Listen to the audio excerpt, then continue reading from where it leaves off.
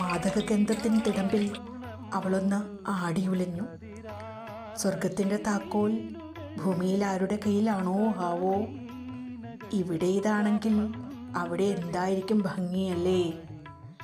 പുൽക്കൊടിയുടെ നാമ്പിൽ മുളച്ചതിനെ പറിച്ചെടുത്ത് ഈ ഒരു ചെറിയ ഗ്ലാസ്സിൽ വെള്ളത്തിൽ കുളിപ്പിച്ച് കിടത്തി. ജനലിൻ്റെ പരിസരത്ത് കണ്ണാടിയിൽ നോക്കി സുന്ദരികൾ വിടർന്നു നിന്നു.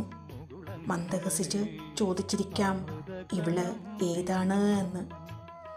കാറ്റിനോട് കുശലം പറഞ്ഞ് കഥകളുടെ പർദീസയിൽ പൂക്കളുടെ തോപ്പിൽ അവൾ തനിച്ചു നിന്നു. ഇടതോർന്ന് വിരിഞ്ഞു നിൽക്കുന്ന പൂന്തോപ്പിൻ്റെ അതിർവരമ്പിൽ നിഷ്കളങ്കതയുടെ ലോകം ഇനി വിരിയുമോ കാലമേ? ഒരിക്കൽ കൂടി ഇവിടെ. ബൈ, ടാറ്റാ.